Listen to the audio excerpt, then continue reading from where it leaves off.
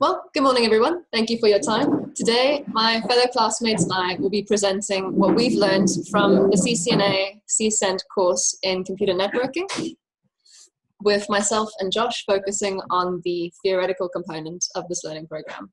So let's jump right in. So to kickstart, I think it's worth noting how networks and the internet have forever changed the nature of human interactions. Our work and learning environments have been revolutionized by this online platform for communication, collaboration, and training. So this has opened doors to things like video conferencing and distance learning, which all of us have recently had to become more familiar with. In addition to this, it's enriched our entertainment through things like file sharing with friends, streaming music, and the online gaming community, just to name a few. But what exactly are networks, and how do they let us do all this cool stuff? Well, in a nutshell, networks are responsible for consolidating, storing, and accessing information. And they consist primarily of end devices, such as your cell phones, laptops, PCs, printers, the things that we as users interact with more directly. Intermediary devices, such as your routers and switches, which will be responsible for connecting your devices and facilitating the flow of data across your network. And then media, which provides a channel to carry information across your network. So taking a look at the three main types of media, you get fiber, copper, and wireless, with copper cabling being the one that transports data in the form of electrical signals. This is the most inexpensive option and relatively easy to install. However, it's the most prone to interference and signal attenuation over time. Fiber cabling, on the other hand, uses either LED or laser technology to transport data in the form of light. So while this is the more costly option, it's also much better suited to handle longer distances and higher bandwidth. And then there's wireless. It's the most popular option at the moment, with the ever-growing number of wirelessly enabled devices. Here, some areas of concern would include your total coverage area, interference from other signals, or physical barriers. The shared nature of the media, which will have an impact on the user bandwidth and security. So all of these different devices and connections can be illustrated through the use of pictorial diagrams known as topologies. We've got two main types, with physical topologies illustrating or sort of working more as a literal roadmap of your physical network node connections, while logical topologies would illustrate the flow of data across your network. These different types of topologies and these different pictures help us better understand the distinction between bandwidth and throughput, which I can best describe to you through the analogy of a water running through a pipe. If you can picture the thickness of the pipe being a representation of the bandwidth, so it's the capability of your network to carry a certain amount of bandwidth, whereas the amount of water that you let through the tap is the actual flow or the throughput of data. So networks come in a bunch of different sizes, ranging from the small home office environment all the way to an extended geographical area. An interesting and useful way of looking at this is through the lens of the different area network types, with personal area networks being one of your smallest and wide area networks one of your largest. It's also worthwhile distinguishing between an intranet, an extranet, and an internet. So an intranet with an A is it's a privately owned network, only accessible to your internal members. And you would then use the extranet to connect or to provide secure access for external parties to these internal servers. Whereas the internet is the largest public network in current existence, made up of the interconnection of a worldwide array of networks. It's truly a wonder to behold. Individuals such as ourselves can gain access to this public network through the use of a number of different technologies, including, but not limited to, broadband and advanced DSL, satellite, mobile and cellular services, and the Ethernet, which is the most commonly used LAN technology in current existence. So when it comes to network communications, there are some rules. We follow the protocols outlined by the Institute of Electrical and Electronics Engineers, or the IEEE, which define a set of common rules for exchanging information between devices. This is something that will be tackled still in more detail by Joshua, but for now, a key takeaway is that every single device on your network needs to be equipped with both an IP address and a MAC address. I've only recently understood the difference between the two, but in essence, a MAC address is physical and embedded in the ROM memory of your computer. In a single transmission, your source and destination MAC address could change multiple times with each device that the message is crossing, whereas the IP address is more logical and used in the end-to-end connections of devices on totally remote networks. It would remain unchanged in that same single transmission. A device that deals extensively with both of these different types of addresses are your routers, which are these really cool specialized little computers. They've got their own operating system, own central processing units, and different types of memory and storage. And they are used mainly to interconnect networks and the devices within them, as well as to make forwarding decisions and choose the best path to get data from its source to its destination. This is an extremely useful utility in supporting a number of the key focus areas of any network architecture, which could include considerations such as fault tolerance, so making sure that your network is reliable and able to recover from single points of failure. Quality of service, which has to do with maintaining continuous access to your network. So the rule that we follow here is the 99.999% rule, where your network has to be up 24 hours a day, 365 days a year, only allowing itself to be down for a total of 5 minutes in the entire year, because it's extremely important to provide continuous, reliable access to your servers. And then there's scalability, which is your network's ability to grow over time and accommodate an expansion in your number of users and devices. So with that comes increased security risks. And some of the key security concerns that we deal with in networking is ensuring the integrity and confidentiality of your data, as well as that continued availability.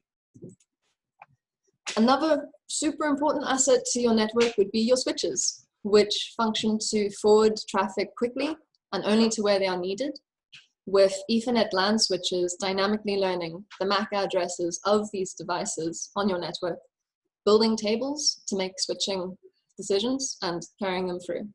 So depending on the application, you can get bunches of different types of switches, ranging from the fixed hardware configuration, which has a preset number of features and options, to modular, which has got more expansion capabilities at a cost. You also can have switches that are stackable, so individual switches that act as one cohesive unit when connected by a really cool special cable. So when it comes to choosing the right type of switch for your network, there are a number of important considerations. A lot of the time it comes down to balancing what are your power and speed and reliability requirements with what budget you have available.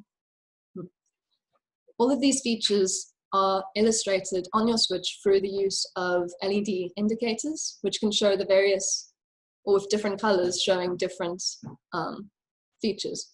Green's usually good. If you get solid green, that's even better. Yeah, so switches have been extremely important, or they are a really extremely important part of your network design and have helped with the transition towards network convergence. For this course, we took a look at the Cisco borderless network architecture as a case study, and quite a good one, on how companies can use switching technology in order to connect devices in a seamless, secure, and reliable manner. All right, so then there you get port security, which should ideally be implemented on every single interface and at different layers of your network. But I'll be able to give you more information on that in a few minutes' time. For now, I'm going to leave you in the very capable hands of Joshua Marley, who's going to give you a bit more of an in-depth look on how networks operate.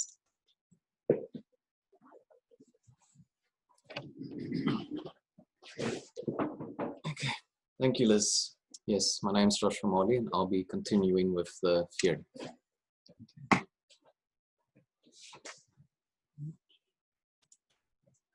Okay. In IT networking, we have the OSI layer model, which is a model that defines a set of rules for exchanging information between devices. These rules often take the form of protocols.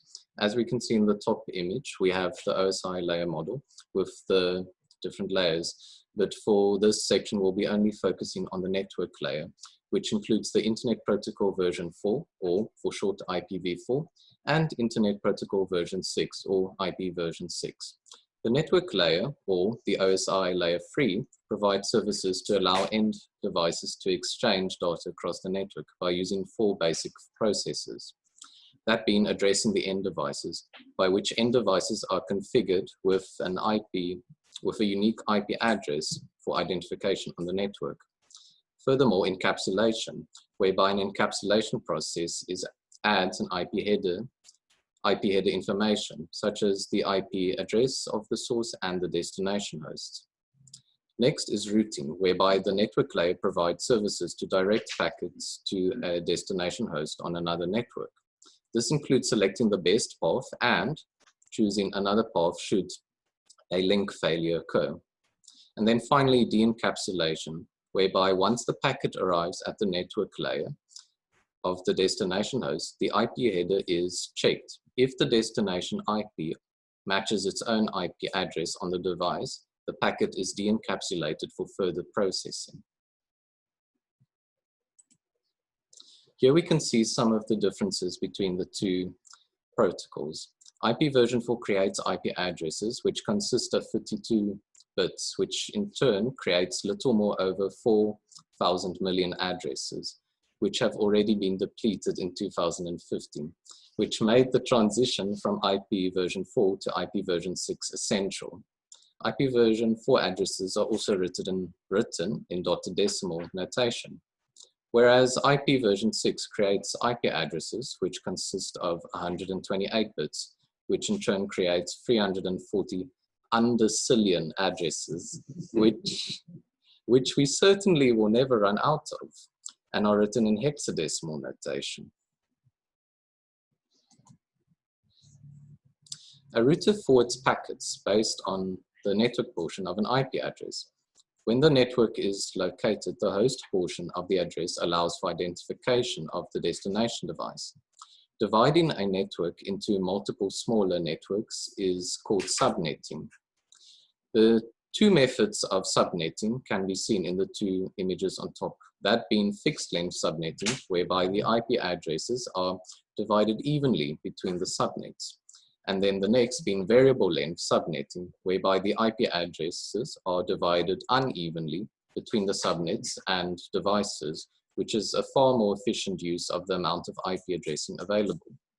Subnets can group devices and services either by location, organizational unit, and device type. Okay. Networks allow people to communicate, collaborate, and interact in many ways. Some of the key structures and performance-related characteristics within a network are its topology, speed, cost, security, availability, scalability, and reliability. However, when sending a packet or accessing resources on a remote network, routing is required, which will be done with a router, as the main purpose of a router is to connect multiple networks and forward packets from one network to the next.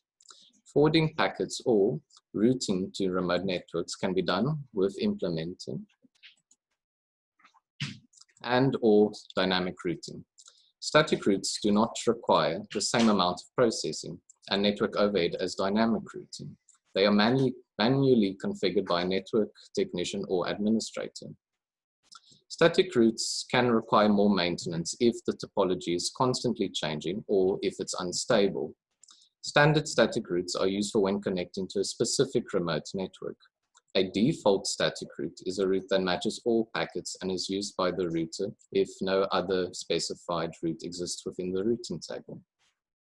To reduce the number of routing table entries, multiple static routes can be summarized into a single static route if the destination networks are continuous, that being, as in the image, they follow one another, such as, to put it in short terms, 1, 2, 3, or increment, they are incremental, or if they use the same exit interface or the next hop IP address. The next hop IP address being the IP address of an intermediary device between the source host and the destination host.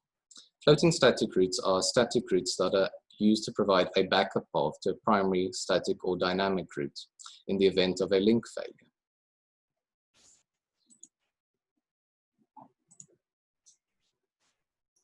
Dynamic routing is done with dynamic routing protocols.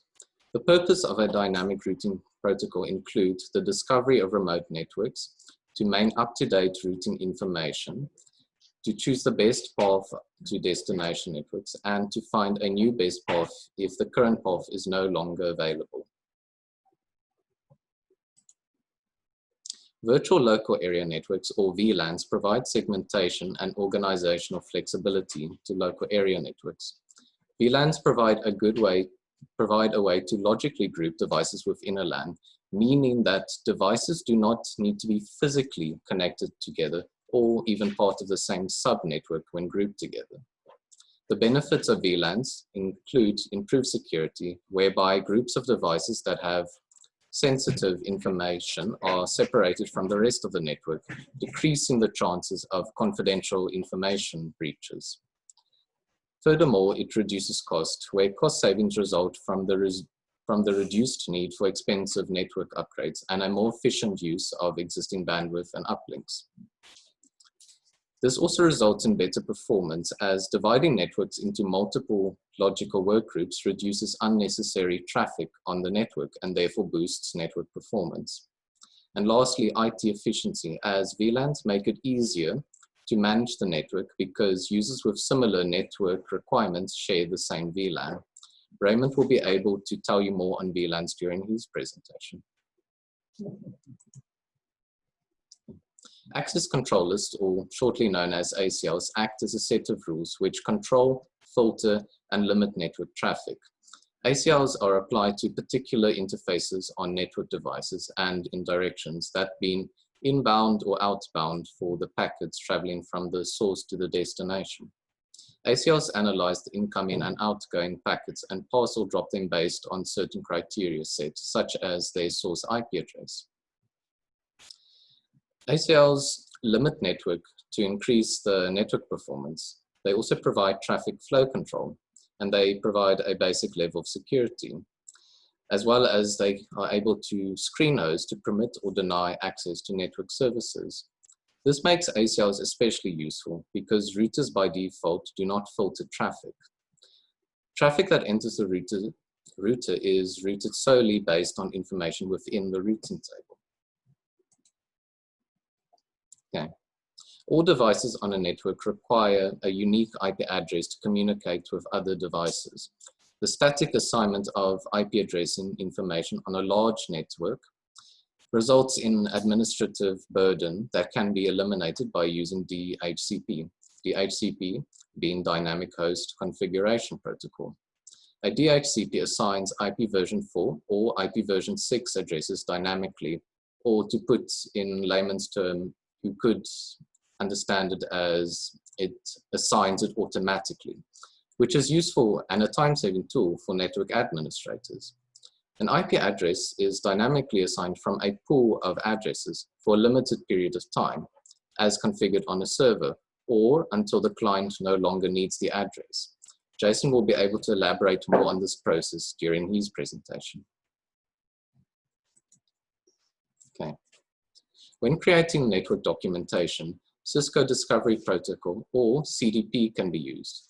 CDP is a Cisco proprietary protocol that is used to gather information about Cisco devices which share the same link. CDP can display the device name as well as the device's capabilities, which will help indicate whether the device be a router or a switch, and is also capable of displaying the interface at which the device is connected. Okay. Thank you. I will be handing it back to Liz now. Thank you. Okay, hi again. So as mentioned before, network security is a seriously important consideration. Ideally, you want absolutely all devices on your networks to be secured, as there are a number of different types of threats that your network can face.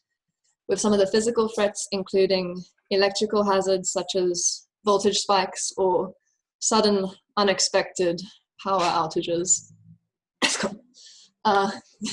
With other hazards including damage to the physical hardware, environmental extremes, or poor maintenance practices. Let's come again. With logical threats, including things like informational theft, which can be detrimental to the company as a whole, or identity theft, which targets individuals. Some of the usual suspects that I'm sure we've all had the displeasure of having to deal with include 3 different types of malware, with the main ones being viruses, worms, and Trojan horses. The first 2 are self-replicating and don't require much human interaction in order to spread between devices. They can range from relatively arbitrary code that just takes up space and slows down your processing to specific, extremely harmful functions. Trojan horses, on the other hand, would be malicious pieces of code that have disguised themselves as something legitimate, like an image, but which are capable of destroying a machine from the inside as soon as the infected file or application has been downloaded and opened. Other types of network attacks include recon attacks, which have to do with the discovery and mapping of vulnerabilities within your network. Access attacks, which are the unauthorized manipulation of data and user privileges. And then DOS attacks, which involves disabling or totally corrupting network systems by just overwhelming your servers. So, some of the ways in which we can protect ourselves from these attacks include regularly backing up, updating, and upgrading your devices. It is actually worthwhile to go ahead and download those security updates from your operating vendor and to patch all of your vulnerable systems. In addition to this, it can be useful to implement authentication and authorization practices where you control exactly who it is that you allow to enter your network, as well as accounting for what it is that they do once inside. Firewalls are probably your best security tool for protecting your internal users from external threats. And one method of firewalling includes the ACLs mentioned by Josh earlier, which will also be covered in more detail still by Jason and Raymond. And then employing endpoint security, which has to do with developing a security protocol in your company and then training individuals to follow it. You have to remember, not all security threats are intentional. Quite often they're due to our own absent-minded or negligent behavior that then opens the gate to these malicious attacks. So it is extremely important to empower individuals to take responsibility for your network security. And an excellent way of starting that off is by boosting your passwords. All right, I think that pretty much wraps up everything we wanted to share in terms of the theory from this course. We're now going to be moving on to talking a bit more about ourselves. So, some things I'd like to highlight. Throughout this course, I managed to sustain some positive habits, some not so positive habits. I was enthusiastic, although I didn't fully understand everything, but I'm getting there. I paid attention to detail and I asked lots and lots of questions, although not nearly enough, in my opinion. I employed a totally normal amount of procrastination and a slight over-reliance on caffeine. In terms of a before and after, I had a very poor understanding of basic networking concepts before this course. I definitely feel like I'm able to navigate that a bit better now. I had no idea how to configure anything on the iOS Now I feel like I've got a bit more of a working knowledge on device configuration, and I finally understand the difference between a MAC and an IP address. I also got a lot of juice out of PPD this term. I think we focused on a lot of really interesting concepts that range from the interconnectedness of illness to cybernetics and requisite variety, which I'm really excited to employing in earnest in my studies next term. I also really felt like I benefited from taking a more in-depth look at Stoicism and trying to apply that to my work ethic. Right, so I'm going to be handing you over to Josh again so he can talk to you a bit about his own PPD experience.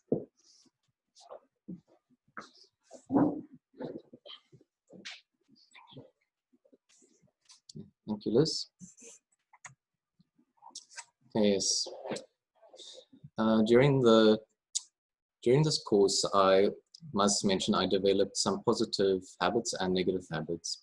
The positive habits that I developed during this course being to learn how to take notes well, which was quite important considering the amount of theory we had to go through, and also making study plans to better make efficient use of my day, especially considering that we had to do exams, quizzes, and still learn the work well enough to perform adequately.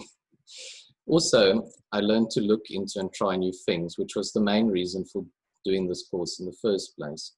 Negative habits during this course was a reluctance to ask questions at some times, which I thought I understood well enough, but thinking about it now, I should have asked just in case to ensure my interpretation was correct, which I will do so in the future. I also did not make as much time to revise as I wished, which I also wish to address so I can improve my grades. And admittedly, I did get distracted at times, but largely due to lack of sleep, which I will also be working on this holiday. Okay. Lessons learned in general throughout the course is to always attempt to try new things, even if they seem challenging. Because a lot of things, such as a packet tracer activity, might seem daunting at first, which made me hesitant to attempt. However, when I did attempt, I realized it wasn't as difficult as I initially thought. And so I learned from that experience to always try and attempt something, even if it seems challenging. And to always try and do my best, even if something may not appear to be an immediate interest at first. It is always good to try and apply yourself and always do your best. PPD feedback, looking at what we did this term in PPD, looking at the philosophy of Stoicism, it helped me get a better sense on how to better prioritize and take responsibility for that which is within my control, whether that be academic related or otherwise. Also, looking at the law of requisite variety, it gave me good insights into how best to prepare and deal with issues, that being to have as many possible solutions to resolve any possible issues or scenarios available. This also made it quite applicable to aspects within engineering and designing automated systems, as in many cases you must take into account many possible scenarios which may occur. Okay. And for technical difficulties, myself and Liz and myself experienced was primarily the load shedding, which we did deal with by scheduling ourselves to make adequate use of online resources and anything that really required power when there was power. And when there was no power, we were able to refer to our notes or even to continue reading the theory from screenshots we took. So we were still able to learn even when no power was available. Requisite variety. Yes. Okay, other than that, thank you so much for your time.